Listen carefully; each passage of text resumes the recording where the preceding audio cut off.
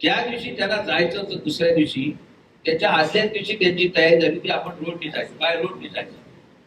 सर्व बॅगा गाडीमध्ये टाकल्या आणि प्रफुल्ल पटेल साहेब तो कोणाचा तरी फोन आला होता त्यांना, तर माझं काहीतरी काम वाटेल मंत्रालयामध्ये ती फाईल क्लिअर नाही. देशाचे पंतप्रधान मोदी झाले विजयांच्या माध्यमातून, विकासाच्या माध्यमातून. हे मी अशासाठी आपल्याला सांगितलं की दादांना अचूक माणसाची त्याला आपल्या लक्षात जबरदस्त. कोविडचा मगाशी ज्याचा उल्लेख केला आपातचा तो सगळ्यांचा, कोविडमध्ये आम्ही त्यांचा जनता दरबार चालू असायचा कोविड कमी होत असताना, आणि त्यावेळेला त्यांच्याकडे एक दिवस असा आला, 7-8 दिवस असे आले, तर त्यांच्या कोविडच्या पिरियड मध्ये ते सारखे तिथे मंत्रालय आणि इथे असायचे, आपल्या कार्यालयाच्या तिथे यायचे कोणाला मदत वगैरे. तर त्यावेळेला 5-6 दिवस जेवणाची व्यवस्था करून त्यांचा जो स्टाफ होता त्यांनाच कोविड झाला. जेवण आणायचं कोणाकडनं, करायचं कोणाकडनं. तर तुम्हाला खरं वाटणार मी सांगितलं तर वाशीवर एक शिपाई येतो, त्याचं नाव मला आठवत, त्यांनी 3 दिवस दादाला डबा. नंतर मला लक्षात आलं तुला आहे तिथे डीसीपी संदीप कडे, आता ते नाशिकला कमिशनर, त्या डीसीपीला मी म्हटलं डीसीपी साहेब दादांना जरा टिपी करी आपल्या तिथे आहे का, तो आहे त्याला जरा टिपी देते का, पण त्याच्याकडे पोलीस काय तिथे जेवण मास्क लावून आणि आपल्याला सुद्धा परमिशन तिकडे जायला नव्हतं. त्यांनी 3 दिवस डबा दिला. त्या शिपायाने जर डबा दिला, कोळी नावाचा शिपाई, तो वारला बिचारा कोविड मध्ये. मग त्यावेळेला त्यांनी असं विचार केला नाही की कोणाचं जेवण आहे, काय जेवण आहे, काय. फक्त पोट भरण्यापुरता आपली एनर्जी वाढवण्याकरता ते यायचे. आणि एक दिवस मला अचानक कोविड झालं, मला फोन आला, तुला काय अक्कल येत नाही, काय तुला सांभाळता येत नाही. मी आपला गप्प राहिलो, शांत राहिलो, गप्प झालं. 15 दिवसांनी त्यालाच कोविड झाला, आणि कोविड झाल्यानंतर त्यांना इमिजिएट ऍडमिट केलं. आपण तुम्हाला माहित असेल हिंदूच्या हॉस्पिटलला, हिंदूच्याच हॉस्पिटल ना ते ब्रिज कॅटे हॉस्पिटल, त्या माणसाला 24 तास लोकांच्या बरोबर बसायची सवय, त्या सलाईन वगैरे लावल्या, हे लावलं. ते 3 दिवसातच चिडले त्या डॉक्टरवर, नाही मला निघायचं. डॉक्टर तसं नाही झालं, ते फक्त तिकडे जाते, इथे तुम्हाला 2चा डोस आहे, तो किती 6चा डोस होता ना आपला, तो घेतल्याशिवाय तुम्हाला जाता येत. तो कसा बसा डोस घेतला, परत ते कामाला लागला. म्हणजे कामाचा ध्यास असणारा माणूस, लोकांची सतत सेवेमध्ये असणारा माणूस, आणि तो माणूस आज आपल्याला आपल्याकडे घेतला. अनेक प्रसंगी बोलण्यासाठी आता ती वेळ नाही आहे, बऱ्याच लोकांना अजून बोलायचं सुद्धा असेल, परंतु असा माणूस जी घटना घडली,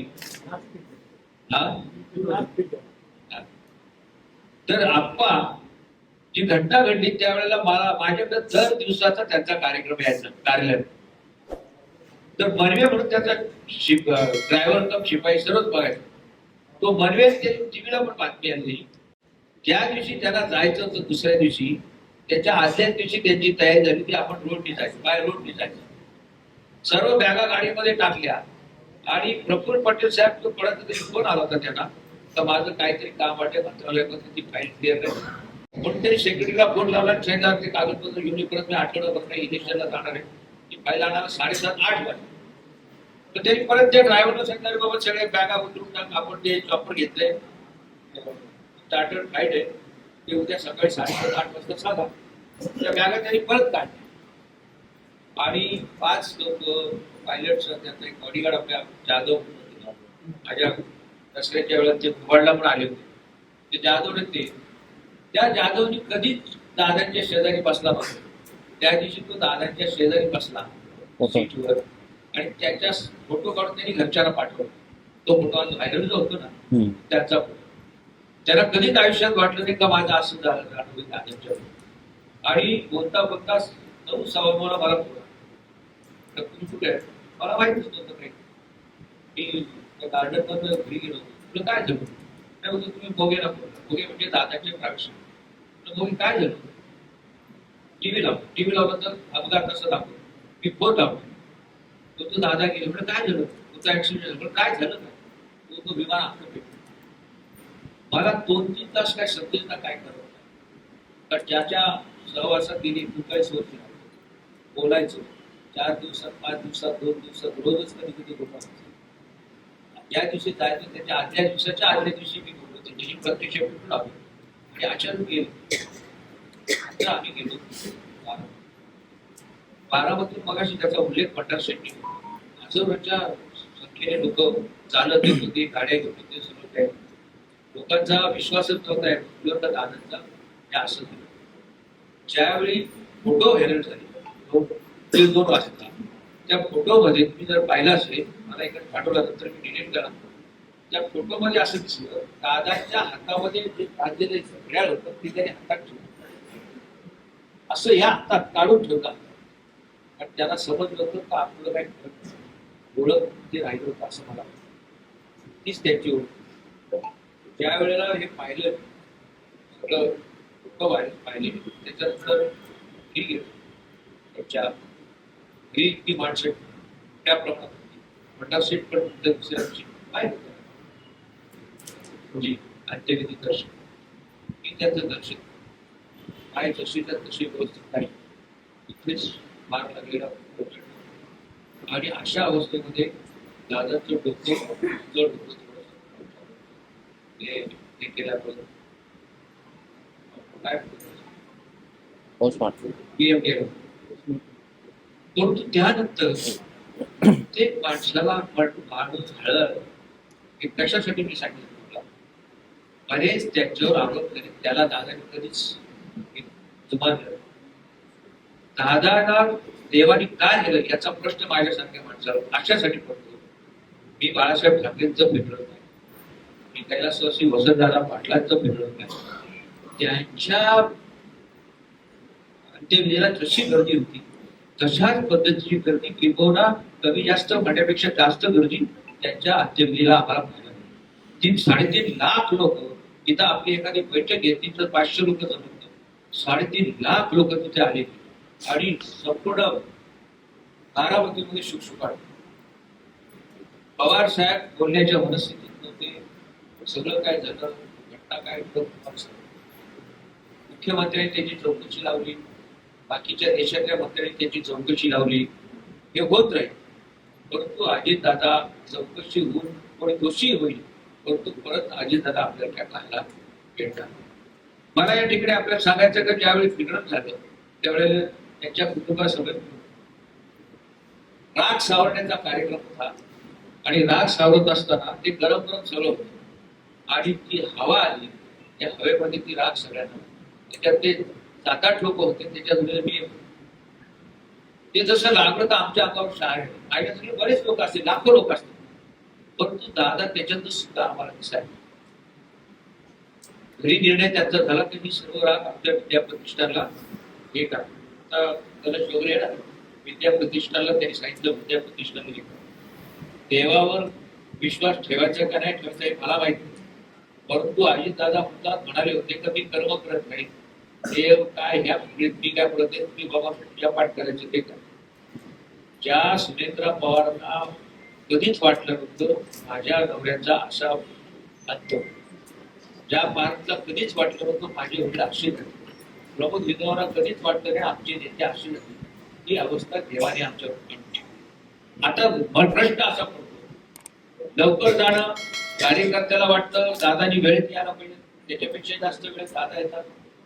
मला माहिती जनता दरबारमध्ये 7:30 वाजता दादा असेल तर मी 6:45 तिथे हजर आहे. कारण मी गेलो तर समजायचं का तिथे टायमाला आपण नाही गेलो तर शिव्या वाटणार.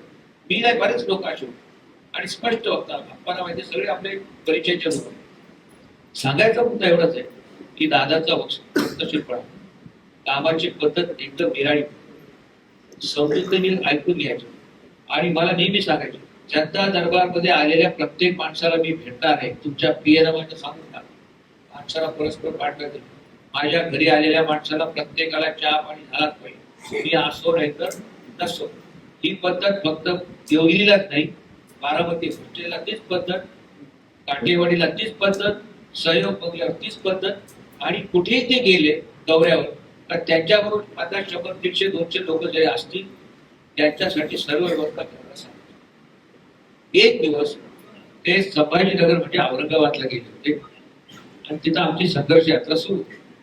संघर्ष यात्रेमध्ये काहीतरी कोणाला प्रॉब्लेम आणि तो कार्यकर्ता आला. त्यांचं घर तिथे शेजारी हॉस्पिटल आहे.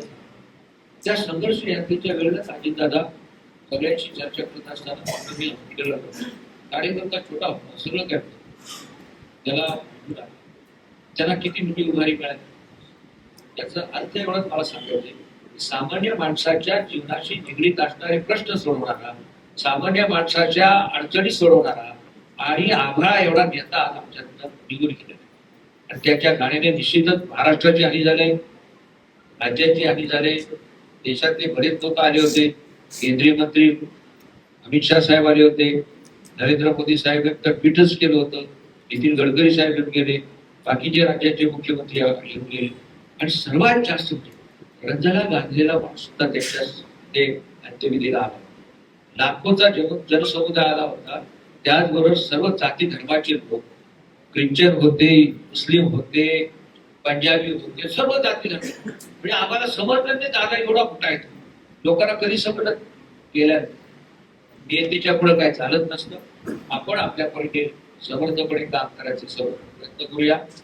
आपण या ठिकाणी या श्रद्धांजलीच्या निमित्तानं उपस्थित राहिला. बऱ्याच नेत्यांनी वक्त्यांनी या ठिकाणी त्यांना श्रद्धांजली वाहत असतात त्यांचे अनुभव सांगितले. ज्यांनी ज्यांनी काही संकल्प सोडलाय त्या प्रत्येक गोष्टीला मी आपल्या सोबत राहील. त्यांच्या जाणीने निश्चितच आपल्या सर्वांना फार मोठा आघात झालाय. मला तर काय व्यक्त नाही करत माझ्या, परंतु दादांचं कार्य आपल्याला या पुढच्या काळामध्ये करायचं असेल, व्यवस्थित चांगलं मार्गी लावायचं असेल, प्रत्येक कार्यकर्ते त्याच्यातली एक गोष्ट जर घेतली स्वच्छतेची, तर त्याच्यामध्ये सुद्धा महाराष्ट्र राज्य कल्याण ठाणं सर्व समृद्ध झाल्याशिवाय राहणं, टिपटॉप राहणं, व्यवस्थित बोलणं, कोणाच्या भानगडीत न पडणं आणि कुठल्याही व्यसनाच्या आधी न जाणं. कुठल्याही व्यसन नसलेला नेता माझ्या प्रतीक्षा आतून दसऱ्याच्या दिवशीच ते माझ्या कार्यक्रमाला आले. पण मला माहिती तुम्ही होतात आणि त्या कार्यक्रमाला नंतर आता स्टेजवर आता बसवायचं कोणाकोणाला, तो प्रतीक कार्यक्रमाला होता, प्रत्येक स्टेजवर उभा होता. तेवढे कुठल्या प्रतीक करून अरे बस माझ्या खुर्चीवर बस, आज नंतर तुला त्या खुर्चीवर बस. तेवढं तो बसणार नाही. मग त्या तरुणाला बोले म्हणजे असा हिंमतवाद, ताकदवार आणि बळ देणारा नेता. कार्यालयाचं उद्घाटन झालं, कतोरे साहेब असं प्रतीक घड्याळ हाताला घेतला आणि प्रत्येकाला भेटते. मी माझे घाटापर्यंत त्यांना सोडायला गेलो, जाता म्हणाले इतर साहेबांना मी 150 कोटी रुपये. कोण असा नेता बोलू शकतो? त्या दिवशी निलेश राणे आले होते पार्थ पवारांना भेटला. ते म्हणे मी पहिल्यांदाच आमदार झालो आणि मी दादांना पत्र दिलं होतं आवडी खातर तर माझ्या मतदारसंघात एवढी काम होती, तर आपण मी जास्तच कामा केली. 150 कोटी पत्र त्याच्यात मिळाले, ते 5-10 कोटी मिळेल. त्यांनी 300 कोटी रुपये मंजूर केले आणि म्हणला बजेटमध्ये डिक्लेअर करून टाकलं. तर मी पण चर्चा चालू होतो, दिनेश राणे म्हणाले. तर मलाही शॉक बसला, कशी का मंजूर करू शकतो? म्हणजे पक्ष माझा जरी निराळा असला तरी दादाची हिंमत, ताकद किती येते बघा. हजारो कोटी रुपये लोकांना देणारा हा दातृत्व नेता, समाजाला दिशा देणारा नेता आणि जनसामान्यांना मदत करणारा आणि गोरगरिबाचा कैवारी आज आमच्याकडे केलाय. त्यांच्या जाणीनं निश्चितच कमी झालेली आहे. पवार कुटुंबावर जो आघात झालेला आहे त्या आघातामध्ये आपण सर्वजण सहभागी आहातच, परंतु ते अंतुक सावरण्याची शक्ती परमेश्वर त्यांच्या कुटुंबियाला देव. सुनेत्रा पवार वहिनी या ठिकाणी राज्याच्या उपमुख्यमंत्री जरी झाल्या असल्या तरी सुद्धा त्यांना हे दुःख हे सहन करण्याची शक्ती ते नियतीने त्यांच्यावर जरी ते लादलं असलं तरी या पुढच्या काळामध्ये त्यांना तो असा चालवावा लागणार आहे. आणि चालवत असताना मी परमेश्वराला प्रार्थना करेल हे दुःख सहन करण्याची शक्ती सर्व आपल्याला देऊ. त्यांच्या दादांच्या आत्म्याला चिरशांती लाभावी अशा प्रकारची परमेश्वराला प्रार्थना करून माझ्या परिवाराच्या वतीने पुन्हा एकदा श्रद्धांजली अर्पण करून माझे 2 शब्द संपवतो. जय हिंद. नमस्कार.